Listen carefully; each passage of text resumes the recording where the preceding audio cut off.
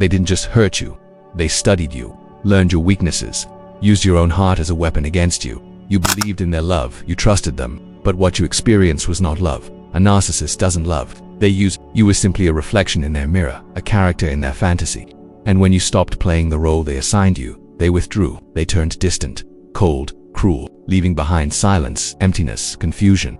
But that emptiness is not the sign of being broken. It is the moment of awakening. Carl Jung taught, until you make the unconscious conscious, it will direct your life and you will call it fate. What they left wasn't just pain, it was a psychological scar, a pattern rooted in deep wounds and unspoken beliefs. That scar holds meaning, and that meaning can become your catalyst for healing. That this is not just emotional recovery, it is deeper. It is identity reclamation, a return to your truest self before manipulation clouded your intuition, blurred your reality, eroded your self-worth. That's not ignorance, they rewrote your internal script. But here's what they didn't expect: you rising, you seeing clearly, you transforming lies into lessons, manipulation into liberation. Healing isn't about revenge, it's about remembering who you were and redefining who you choose to be after.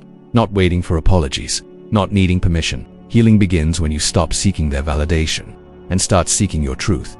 Carl Jung proposed that the shadow, the unconscious parts of ourselves we refuse to acknowledge, holds both pain and power. Narcissists trigger our shadow, but that same pain can unlock transformation. Your scar is not weakness, it is proof of survival. You endured a psychological storm, and now you can alchemize that pain into purpose. Every time you choose clarity over chaos, you are healing. Every boundary you set, you reclaim your identity. Every time you say enough, you rewrite the story they tried to trap you in. You are not who they said you were in anger. You are not who they manipulated you into feeling. You are the observer, the soul, the one who endured, and now you are the one who heals. Remember, they couldn't love you not because you were unlovable, but because they don't know how to love anything they can't control. And you are no longer controllable. You are awake and healing. Let's add value here, some tangible, true affirmations and actionable insight. Affirm: I survived the illusion. I heal with clarity, not drama. No emotional scars signal life survived and not love lost. Action: observe patterns, not react. Detachment is strength. Insight: narcissists often replicate projection. They saw your shadow, but you can reclaim it. Truth: healing is internal. External validation is fuel. They no longer get to light your fire. Carl Jung's insight into projection shows us that often what the narcissist sees in you is actually what they refuse to admit about themselves. Your negative traits, your flaws, your wounds, they projected them onto you, but now you can reclaim projection as a tool, not for blame, but for understanding. Every time someone tries to label you, ask, is this my truth or their shadow? Another powerful value point: your nervous system needs recalibration. Trauma doesn't just live in emotions, it lodges in the body. Grounding exercises, mindfulness, journaling help reconnect you to present reality. As you rebuild your internal container, the fear-induced reactivity fades. That silence where manipulation used to live becomes your sanctuary, and healing isn't meant to be isolated. Seek professional help if needed. Therapy, coaching, support groups, they offer a mirror of safety and perspective. Jung himself believed individuation often arises through dialogue with yourself, with another, with your unconscious. You cannot heal entirely alone. So here in this first section, we lay the foundation: awareness of manipulation, ownership of your narrative, affirmation of your power, and practical insight into psychological healing. You're not just recovering, you're awakening. They wanted you to believe that you were crazy. They manipulated reality, twisted conversations, denied what you saw with your own eyes. It's called gaslighting, and it's one of the most devastating tools a narcissist uses to break you down. When you questioned their actions, they called you too sensitive. When you saw through their lies, they said you were imagining things. When you cried from hurt, they said you were dramatic. But what they were really saying was this: I refuse to be held accountable, so I will make you doubt your sanity instead. Carl Jung once said, people will do anything, no matter how absurd, to avoid facing their own soul. The narcissist cannot face their shadow, so they project it onto you. But here's the truth: you weren't overreacting, you weren't too emotional, you weren't broken. You were being conditioned to accept abuse as love, and that conditioning, it's reversible. IT begins with a radical act of self-trust, believing your own reality again. It may sound simple, but after months or years of being manipulated, you've been trained to doubt yourself. Every time you felt something was off, you pushed IT away. Every time you had a gut feeling, you talked yourself out of IT. Every time they hurt you, you found a way to justify IT, because your heart wanted to believe it was love, because your inner child was still looking for approval, because you were loyal to a fault. But here's your new truth: you can be loyal without betraying yourself. You can love without losing yourself, and you can walk away without looking back. Jung's theory of individuation is relevant here. It's the process of becoming who you truly are, by integrating all aspects of yourself, even the parts you hide, even the parts you gave away to be loved. You must call yourself back. Every time you apologized for feeling, every time you shrank to keep the peace, every time you smiled while you were dying inside, you left a piece of yourself behind. Now you gather those pieces, you welcome them home. You say, I see you, I love you, we're whole again. This isn't just self-love, it's self-remembrance. The narcissist convinced you that love was conditional, that you needed to be quiet, small, obedient, perfect. But that was never love. Love never asks you to abandon your truth. Let's bring more value here, practical, healing steps you can actually use. Name the patterns, write down specific examples of gaslighting, blame shifting. Patterns hide in silence, they lose power when named. Validate your inner experience. Journal your feelings without filter. No, I shouldn't feel this way. Just truth. I felt hurt, I felt trapped, I felt invisible. Reclaim your intuition. Start asking yourself, what do I feel? What do I need? What is true for me? Practice saying no in small ways, even if it's just refusing a conversation that drains you. Boundaries aren't walls, they're doors that you control. Use the no contact or a low contact strategy if possible. Cut all ties, block them. If not possible, co-parenting, family. Establish firm limits, your peace is sacred. Carl Jung believed that the most damaged part of us is often the doorway to our greatest power. The very part they broke your voice, your self-worth, your inner knowing, is the part you must now protect, nurture, and unleash every day. Choose one small act of radical self-respect. Look in the mirror and say, you didn't deserve that. Speak to yourself like someone you'd defend with your life, because you should, because you're worth defending. They wanted you fragile, but you are forging a new self from the flames. Every step you take away from them is a step toward your wholeness. Do not rush this journey. Do not demand perfection from your healing. Do not apologize for putting yourself first. You are not the villain for walking away. You are the hero for saving yourself.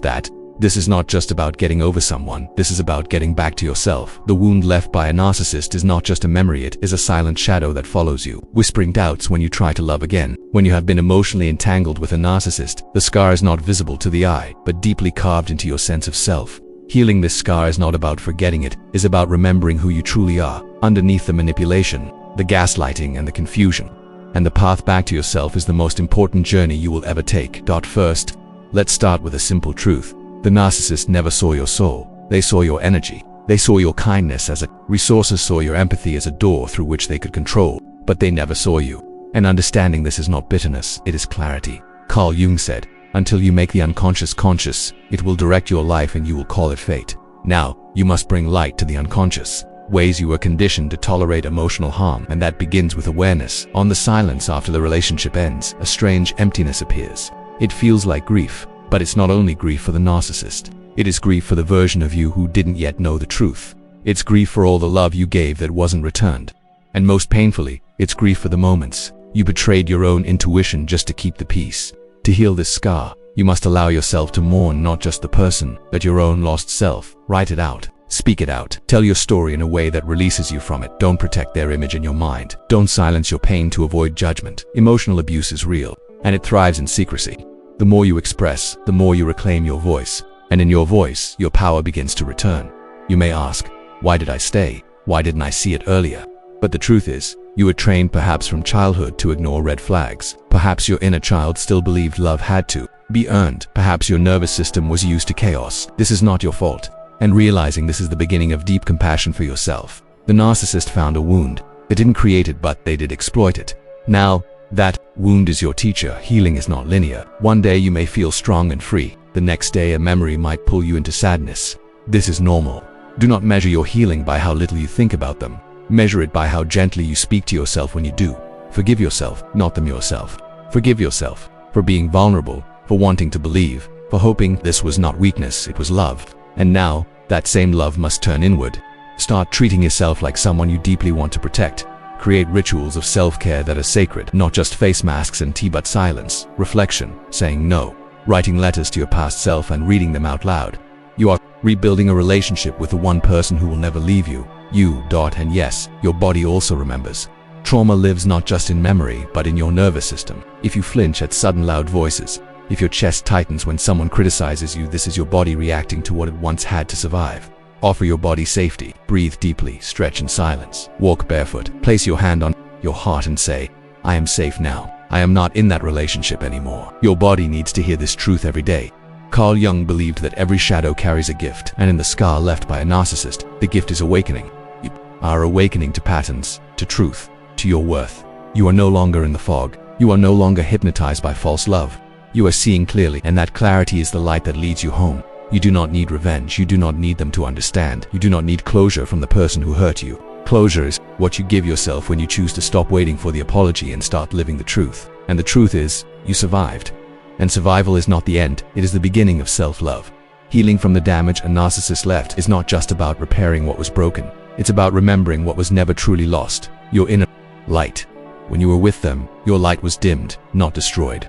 They tried to make you forget your value, your voice, your power. But even in your quietest moments, your soul never stopped whispering, you are more than this. Now, that whisper must become a roar. Start by returning to your truth. You may have forgotten how it feels to trust your intuition, to make decisions without fear, to express yourself without being punished. But that trust can be rebuilt. Every time you listen to your gut and honor it, you take one step closer to your authentic self. Narcissists make you doubt your reality because when you stop trusting yourself, they gain control. So now, trust must become your rebellion. Build boundaries. Not walls of fear, but sacred lines of self-respect. Boundary says, this is where I end and someone else begins. A boundary says, I am no longer available for emotional harm, manipulation, or guilt. You may feel guilty at first. The narcissist trained you to prioritize their emotions over your own. But the guilt you feel when you set boundaries is the residue of your healing, not a sign you're doing something wrong. Keep going. Your inner child needs you now. The part of you that once tolerated chaos and called it love must be reparented. Speak to that version of yourself with tenderness. Imagine holding them in your arms and saying, I will never abandon you again. This act of inner connection is not fantasy, it is healing. When your inner child feels safe, your adult self can thrive. Be cautious with who you share your journey with. Not everyone will understand the depth of narcissistic abuse. Some may say, just move on, or it wasn't that bad. Protect your truth. Speak it only in spaces where it is honored. Your healing is not a performance, it is a sacred process. Begin creating again. Narcissists drain your creative energy, leaving you empty and uninspired. Now it's time to reclaim it. Write, paint, sing, dance, build, make things that have nothing to do with them. Creativity is your soul reminding you that you are a force of life, not just a survivor of pain. As Carl Jung said, the creative mind plays with the objects it loves. Let your mind play again. Remember, narcissists don't just manipulate your thoughts, they manipulate your timeline. They rush intimacy, they slow apologies, they rewind arguments, they fast forward your forgiveness. Now, take back your time. Move at your own pace. There is no timeline for healing. There is only your rhythm, your breath, your becoming. Surround yourself with mirrors that reflect the real you, not funhouse mirrors that distort you. This means finding people who see your worth without you having to prove it.